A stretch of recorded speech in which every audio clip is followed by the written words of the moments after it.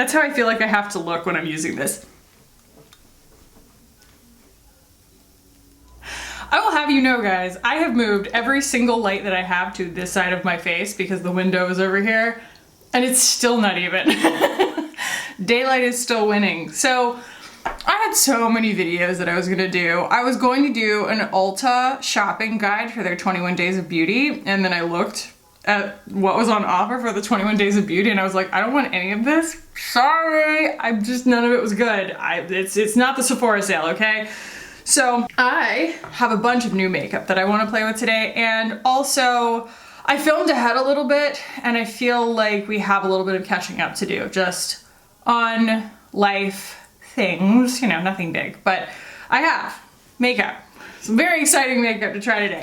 The main thing I'm excited about is this just came in the mail yesterday. This is the new ATHR, what is it, Moonlight palette? Is that what this is called? Doesn't say anywhere on the package. I think it's called the Moonlight palette.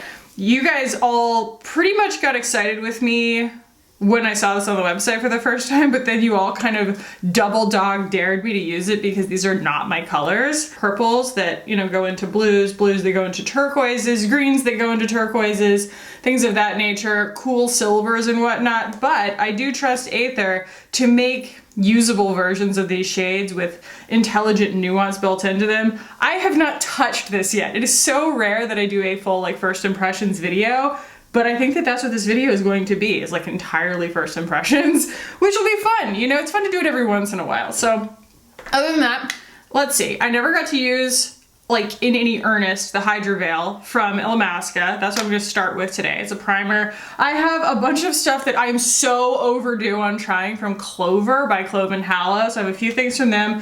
Kjaer Weis just sent me some new stuff. So I have like this Flush and Glow thing, and we will chit chat about all of that, but as you can see, I haven't even touched that. Got some eyeshadow from them too, but obviously there's not enough room on my eyes to be doing all of that.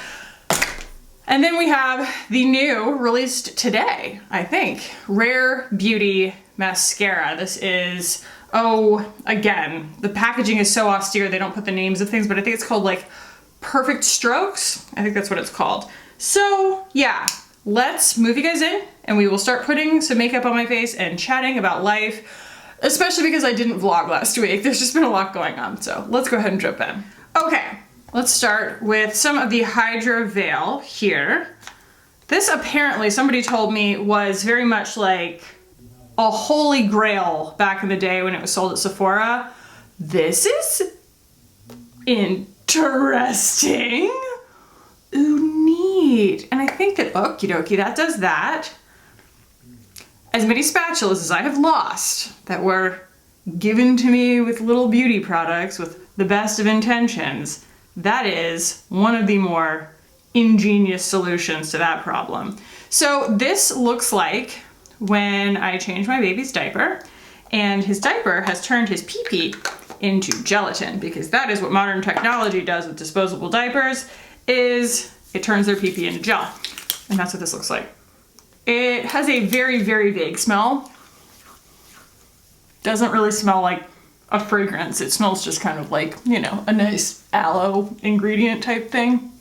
Does aloe have a smell? I don't think that it does. Although, I need some aloe because I went to the US Open yesterday and I got a little too much sun on my arms, on my shoulders. It was just too sweaty.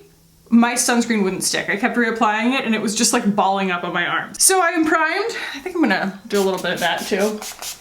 That was the SOS spray from Tower 28. I just want to get a nice like skin prep going because I did my skin prep a little bit earlier, like first thing when I woke up this morning. Oh, got a nice little tacky thing going. Okay, they sent me actually like the biggest PR package I've ever gotten from Clover by Clove and Hallow. This is their new sister brand. I shouldn't even use the word new because they sent this to me over a month ago and I'm just now getting around to using it. Influencer problems. But you know, I liked Clove and Hallow, some of their stuff back when I was doing clean beauty. I feel like they had good intentions, pretty good price points, not a lot of product for the money.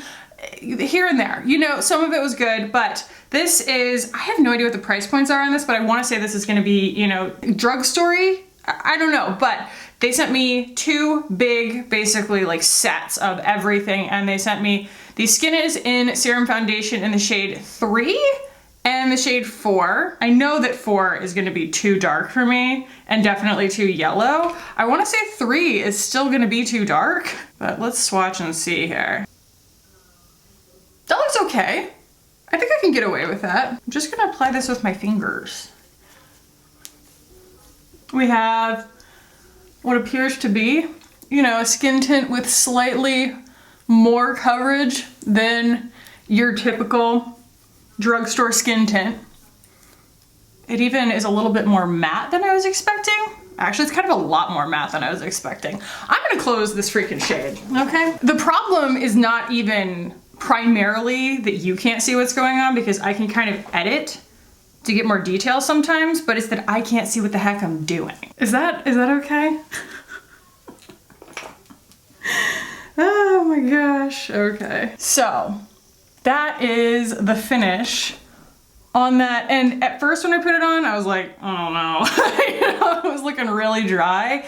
But now I feel like it's softening a little bit. It definitely feels silicone-y, I'm not sure. I think that Clove and Hallow has put out articles in the past talking about how silicones aren't bad. So I think that they're probably defending their right to use them, but that's actually a pretty darn good shade match. I hope it doesn't oxidize, but it looks good right now. And then they also sent a couple of their concealers. I have, again, the shades 3 and 4. 4 is going to be too yaller for me. Let's see what 3 looks like. Whoa, it's like separated. Ew, no, that's, it doesn't look weird on camera as much, but it's like gray in person. So maybe the other color would be better. Maybe I mix them together. No, they're both pretty gray. Like they look like they have mineral SPF in them or something, you know? That's kind of the tone those things tend to take on. And yeah, it's just too dark.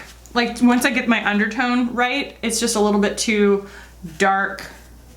It's not a concealer, you know, it's not brightening at all. I'm gonna go with a little bit of my Thrive here because that is something I know that I can count on. I've had some massive, like under the skin zits, and just, I always make this example, but like this is a big scab that is finally healing. That's what happens when you pick at something. These down here completely went away with no drama whatsoever. That's what happens when you don't pick at something. And I'm 34 years old and I have still not managed to completely internalize that truth. So what did you guys miss? I would say that last week was just a really, really gnarly week for me. I was convinced that my antidepressants had stopped working.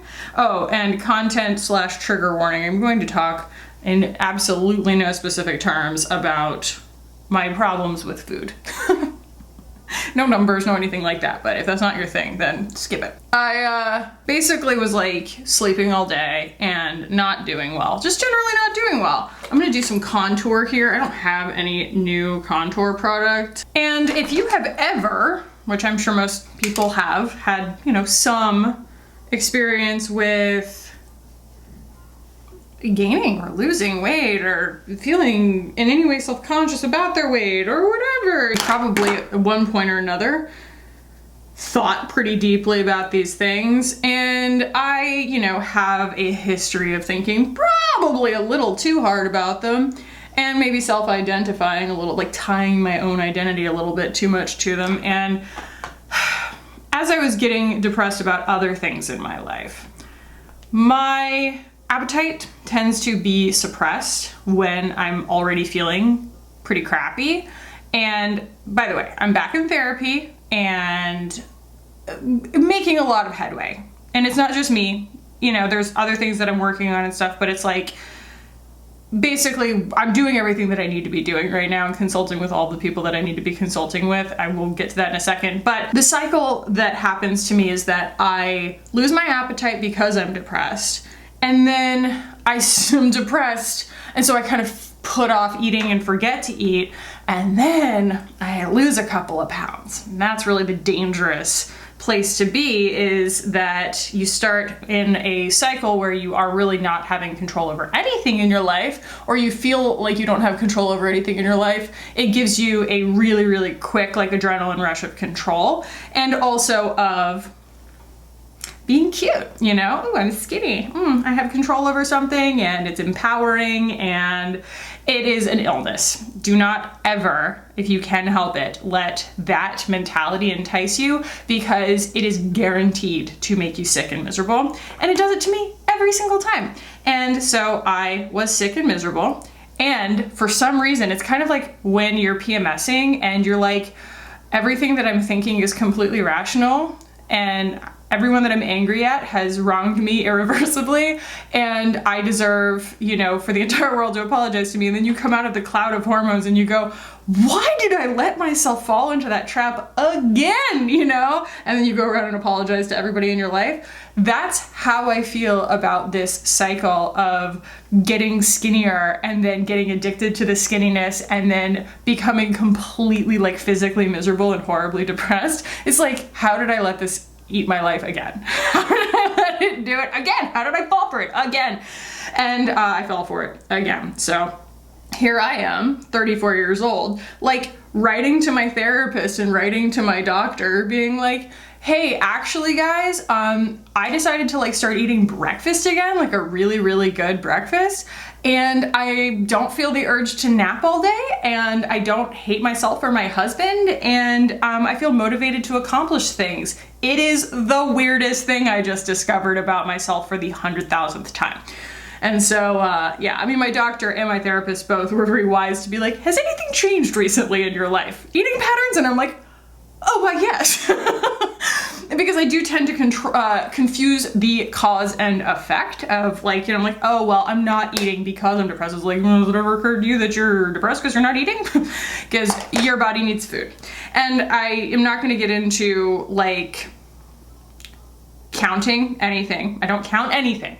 But I will say there is an entirely just completely misconceived idea of what a calorie is. I wish that they would do an entire episode of it on maintenance phase or something, where they just talk about the fact that calories are fuel. It's a way of measuring fuel, and then we have extrapolated it as this like thing of counting evil things, and like they're not evil. It's literally fuel for your body, and never has that been more true for me than it is right now, where like I actually have been eating a gigantic breakfast in the morning, and by God, I feel human again. Isn't that wild?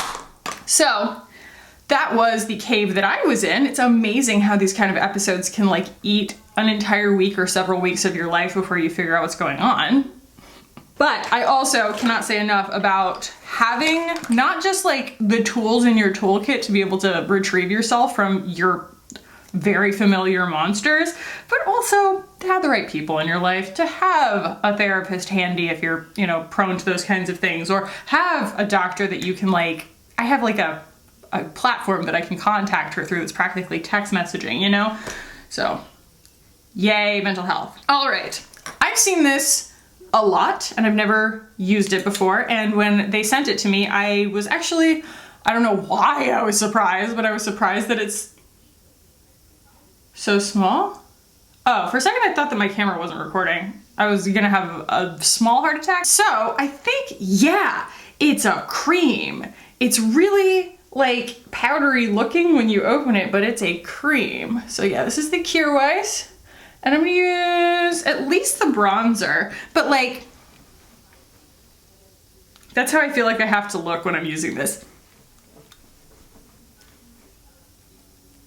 It's just so tiny, it's like ridiculous. I want to feel a luxury experience when I pay a luxury price for product. No, I didn't pay for this, but it is expensive because it's Kjaer Weis. And especially when packaging is literally, obviously the most expensive thing here, make your customer feel abundant with the product that they have in their hand. I mean, it doesn't have to be huge, but like, make it so I can get a brush in there at least. Like, I don't want to spend this like, oh, this is supposed to simplify your life because it's so minimal. Yeah, but I'm spending way more time putting it on because I have to do it in such like teeny tiny fashion. Now, Sure, you could argue that I'm supposed to be mixing them together, but then make them one color. I don't know. Because if there is one thing Kjaer Weis gets, it's color.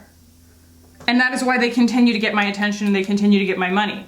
But fortunately, this does not have a fragrance, which is fantastic. And we will be using, I think, a lip from them too today that doesn't have a fragrance. I'm so excited. But also, you know, this is just, it makes me feel like I'm playing with like Polly Pocket makeup. And it's also a lot harder to get an even spread on it because I'm not able to get an even amount on my brush. I also wonder if it isn't that foundation just a little bit because it dries down almost to a powder finish. So, okay, let's see what happens when I mix the two together and just use this as a pan of blush basically. And then I will also put it on the back of my hand so I can get like an even distribution on the brush. Like that's really pretty, but it's also, I think it's that foundation. That foundation is kind of wanting everything to get muddy. I always forget that not every formula wants to accommodate my specific wants and needs of wanting to just continue layering powders and creams on top of each other, but I didn't powder anything. You would think that everything would be really agreeable because it's just a cream foundation or a liquid foundation and then cream contour, cream bronzer, cream blush, but it's like the foundation is a little bit dry and opaque, and I feel like it's kind of muddying a little bit and it's getting a sort of funny milky texture. I'm not getting the purest form of that cheek color as a result of it. I'm not sure how I feel about that foundation. Genuinely, like it's just, you know, as first impressions go, it's just dry. It looks dry and it looks kind of flat. I work so hard to try to get luminosity to my skin to like, you know, put something on there. Like the coverage level is actually really nice. I just don't think it's really right for my skin type. I think I'm just gonna start in with the eyeshadow palette because I kind of want it to determine what I do with the rest of my face. Like this is a very versatile face that I have on so far of makeup where I can take it in any direction I want to with any blush or lip or whatever. We're going to let this be the deciding factor. So I'm not, if I swatch this like on my arm, these colors are so rich and so deep that they're gonna get everywhere. I know me. So we're going to simply start by applying this to my face. Wow. I feel like I have to pick a lane. Do I go all purples? Do I go all blues? Do I go all silvers? With what I'm wearing, I think that I want to go for the turquoise. We're gonna go like turquoise, those. Especially because I know that's what you guys want me to do. Like you want me to go for the wildest thing that I don't do on a regular basis. I've gotten a lot more comfortable with purples recently. You guys are probably, I mean, my last video you guys saw, I had like full purple. Let's do something really, really outside my comfort zone here. Oh yeah, I need this brush. I was like, where's my fluffy brush? Okay, I'm going no primer here. We're just going to start on in. There is no real safe way to go about this. Like that's about the safest shade and it's still like silver lavender. Laver? Sylvander? Sylvander. I like Sylvander. You ready? I'm not.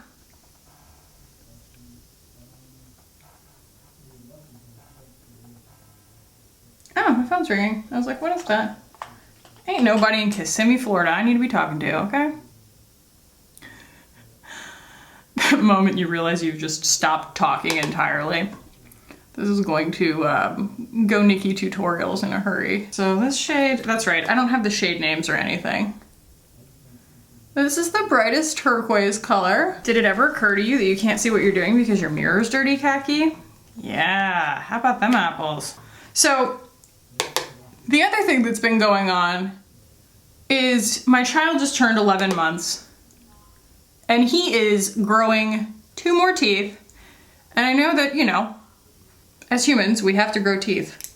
Everybody who has a child has been through this, and everybody who was a child, all of us, have been through this. but it doesn't make it easier, okay? Just because it's a common experience does not mean that it is in any way easier or something that you can simplify. You know what I look like? I look like thing 1 and thing 2. My eyeballs look like thing 1 and thing 2. Don't get any ideas. We're not doing anything like that. But he has been cranky when, cranky when awake, cranky when sleeping, cranky when with us, cranky when with grandma, and he's also getting a new sense of self, you might say. Oh God, I'm gonna have to clean all my brushes after this. I forget, that's why I don't do a lot of this, is because I end up then like picking up a brush later and like wiping blue all over my face. I blew myself. We're gonna go for this sparkly turquoise on my eyelid here. Oh man. Oh man. So Mike and I have been getting well, I shouldn't say even less sleep than usual. We usually get a good amount of sleep. It's almost just more like a rude awakening that Simon has decided that, like, you know, 5:15, he needs more baby motion, you know? But it's been, you know, those kinds of things do stretch you as a parent and as a partner. So Mike and I have had to do some intensive huddling on these kinds of things, you know? All right, I'm taking that blue underneath my eyes. Yeah.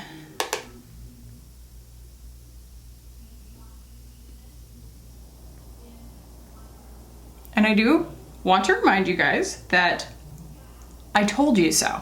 I told you this is going to look bananas. Because these are colors that are very, very, very contrasty against my skin. So I always say it is the easiest to work with colors that are closer to your skin color. Okay, I don't know how long ago my camera died, but I'm just adding a little bit of this lavender shade that I said was kind of the easiest one in there to work with. The reason that I'm adding that is just to kind of add a little bit of dimension, I feel like, because it was just a little bit flat. The only thing that, I don't know, I kind of miss when I'm using an ATHR palette is that there are no real glitters, you know? All of the palettes basically have either like mattes or like really, really fine like satins and shimmers, but there's no glitters. I'm gonna take a little bit of that green. But yeah, this is what tends to happen when I'm working with something that's this contrasty. I end up with like, just like a socket eye, you know? It's very, very difficult to get it to look at home. I'm not Raw Beauty Christie. I think that I want actually just a touch of like real true purple. Right there, yeah. Kind of finish that gradient illusion just a little bit. Yeah, this is a very, very unique palette. I don't think I've ever seen a grouping of shades like this before in a palette together. It's very, very interesting. That's the vibe on my eyes. Let's go with some blush here. So I have That's a No today from Clover. Although that is such like a state of cake color. This is where we get into like the danger zone, because it's like if I put on too much blush with this, it is over. I think it's kind of more of a bronzer situation. And I'm gonna go cream bronzer on this because my face just looks so stinking matte right now. It's kind of bothering me. So I'm going with my Fenty. Like when in doubt, bring it back towards skin tone, you know? Because I don't want to look like a clown. And it's looking a little clowny. But at least I can see what I'm doing. I feel like I got the lighting to where I can actually like check my blending and stuff. I can check the fact that it's not very good right now, but I can at least see it. All right, I'm going to zoom through brows and eyeliner, and then we will come back to this Rare Beauty mascara.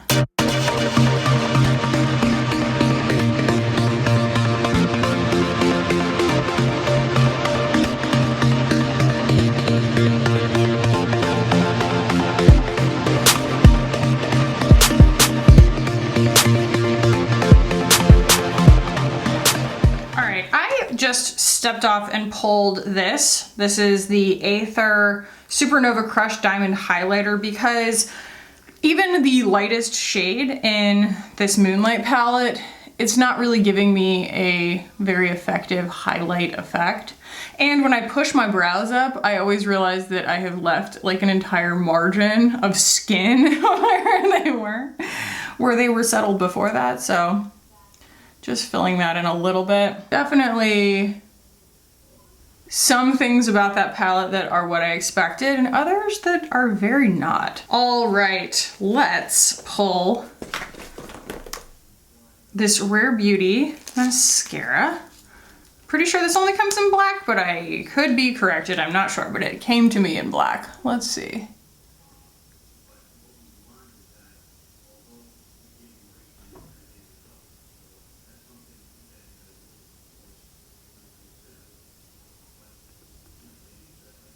The brush is really big. There we go. It's super wet at first, and so it's like hard to get it to coat, but that's probably because it's, you know, new. And actually, Kjaer Weis did send me their new one too. And this is their first, like it is the first apparently in the world, organic mascara. And I'll be honest guys, I have completely and willingly put off the mascara video that I've been promising you guys, because I know that the swatches are going to be such a nightmare. It's going to be so much eye rubbing, and it's going to take days and days and days. Basically, you know, I only have 2 eyes, and I want to show a close-up of the application and also a demo of the removal, which is, you know, just a really, really obnoxious thing to do. It's so much more labor intensive than wiping swatches on my face. You can't swatch mascara on your skin. It doesn't make sense. It is still forthcoming, and I need to get my butt in gear about it, but like, I don't know, my eyes hurt just thinking about it. That's pretty, but it's taking a minute to build. You guys know that I'm thin on patience with that kind of thing, but it also probably will mature in the tube, and it does give you quite a bit of length as it builds, which is nice. And it doesn't clump up, so if that's what you're looking for, I think what most people are looking for is wear time, so I will let you guys know on the screen, you know, how this wore after the fact, and like wash off and whatnot. I'm really not loving like how matte my face is, but we're going to go in with a matte lip. So I am going to be using this from Kjaer Weis that they sent me. This is their matte lip in Visionary, and it has to be one of the prettiest colors. That's what I said. Kjaer Weis just knows color, and happily, I don't know whether this is going to be a rule going forward, but there is no fragrance in this.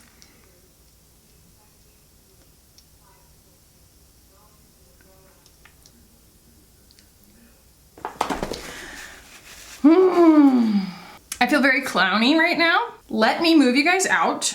I will talk final thoughts as I bring this a little bit into more of my comfort zone. How's that? So I knew that this eyeshadow palette was going to put me well outside of what I, you know, typically wear, but I did think that it was going to give me a little bit more options in terms of different textures and kind of punchiness of the colors. I find that these colors don't build as well as I hoped for them to. They're not as like gemstone rich as I thought they were going to be.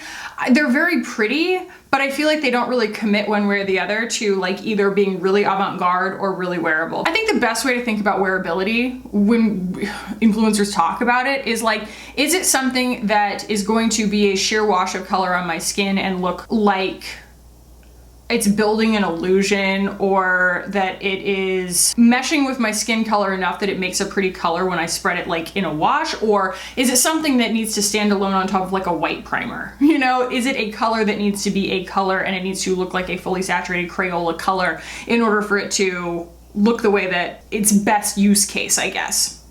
I'm trying not to use the word should, because I don't think that anybody, you know, there's a specific way a makeup item should be used, but it's like its best use case. So I'm adding just a little bit of like basically intentional muddiness here with like a kind of gray brown from this palette to build a more believable illusion, because I feel like since everything is sort of in the same temperature family in that palette, it's hard to get warm and cool contrast, which is my personal favorite way to think about makeup. And then I'm also taking a little bit of just white, mixing it with a little bit of champagne, doing a little bit of like a wash over everything to just chill it out ever so slightly and blend the edges without adding more like ice blue. I'm not sure that it's savable in that sense because, like I said, it's not giving me one or the other. It's not giving me full saturation richness, and it's not giving me really wearability. It might give someone else wearability on their skin, I'm not sure. But for me, I kind of knew that it wasn't going to. But the other thing is that while there isn't a lot of fallout, like I didn't end up really with much fallout, and ATHR shadows almost never have fallout for me. I still didn't end up with like a ton of buildability either. You know, like if you want a shadow that's going to be so sticky, typically you get a lot of saturation from it. A lot of like, if you build it, they will come. If you build it, you get like more and more and more intensity. And I was expecting more intensity, especially from like that turquoise, that really pretty sparkly turquoise, that this right here was going to give me this really like complex depth. And it kind of doesn't. It's more just a navy blue with a turquoise shift. There's not a whole lot of like multi-dimensionality or richness there. So as far as like jewel tones are concerned, I don't find this to be as exciting of a palette as I thought that it was going to be. But if these shades are something that you feel like if you washed them onto your skin, it could prove to be a little bit more wearable, then maybe it's for you. But if you're one of those people who's just excited about building like blue onto your eyes, maybe use a primer. But it's not, it doesn't have the variety of textures that I would want out of something that's supposed to be more of an artistry palette. Okay, next. I hate matte lips. As far as matte lips go, yikes, that looks bad. It's a very pretty color, and I could see making it work with something else, but like my skin would need to be dewy, my eyes would need to be natural, like everything else would have to be built around the fact that I'm using a lip texture that is not, it's just not something that I'm used to. So that is not like a bad review necessarily, it's just like, it's conditional. And then as far as the Flush and Glow, I am just annoyed by the preciousness here. Rowan, for example, has these little teeny tiny pans, but it's eyeshadow and it's like finger sized, you know, and it seems to make sense in that way. This is supposed to go on your cheeks, and like, look at that pan, even used as a whole item, in comparison to the size of my cheek. You know, you have to look at it in the size of your cheek against the size of a brush. Like, that just doesn't make sense to me. When I saw this online, I really thought that it was twice this size. It just starts to feel, I don't know, it feels kind of like RMS to me, where I'm like, are you gouging me? Like, there's not anything like semi-precious in this actual makeup. You know, why does it need to be like, or you could give me the same amount of product and flatten the pan out more and just make the pan bigger. It's just so silly. And like, you saw me just briefly consider putting it on with my fingers. We would have been here all day and it would have been a mess. So it's a pass to me just because of the size, because the color is gorgeous, the formula is really pretty, but like, I just can't with this teeny tininess. The Clover by Clove and Hallow foundation. First of all, the concealer I didn't even want to put on because it was like gray. It was like freaky gray. It was really weird. It looked like clay.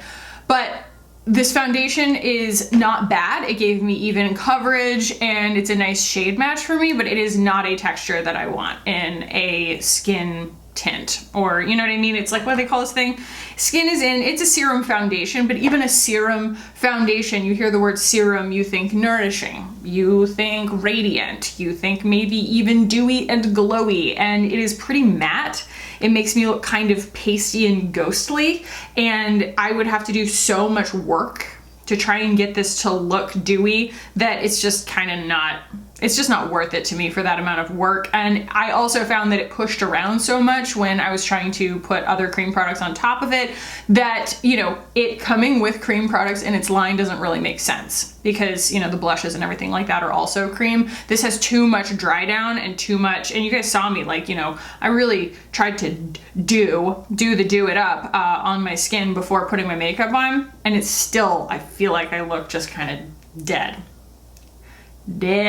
The Rare Beauty mascara, again, I will have told you by now like how it wore and how it washed off and everything, but it seems pretty and it built length more than volume for sure on me, and it's very, very pretty. I like that it is like a matte black, so that I feel like is a more believable illusion of thicker lashes than, I know that's subtle, but like something that's very shiny finish. A lot of times it will end up not really giving you that light absorbing illusion. And so that is, it's nice. Wow. But yeah, it's so far a mascara. That's what you get with a first impressions video. Yeah, overall, I don't want this to be a bummer because I think that it's just as helpful and important a lot of times to save you guys money than to get you really hyped up to spend money. And I can say that there's nothing, I mean, other than the mascara, kind of the jury being out, there's nothing in this haul today, in this face of makeup, full face of first impressions, that I think is run, do not walk. Like, none of it's bad, but none of it's as good as I was hoping it was going to be. And I think that the biggest disappointment, actually, sadly, is just the eye palette. Not that I'll never use it again, but I was hoping for something that is going to be, and that I knew was going to be so like far outside of my comfort zone tone-wise. I was hoping that it was going to deliver maximum richness and saturation that was going to like scare the hell out of me, you know? I wanted it to really scare the hell out of me. You know what I mean? In a good way. Like, I wanted it to go on like magic, like her highlighters do in a lot of cases. So I hope that I saved you some trouble and resolved any curiosity about these products today. If you have any additional questions about them, do let me know in the comments. I will do my best to answer them. And if you did find this helpful, valuable, give it a thumbs up and think about subscribing if you have not already. We would love to have you. Thank you guys for watching and for hanging out with me today. I love you so much, and I will see you in the next one. Bye, guys.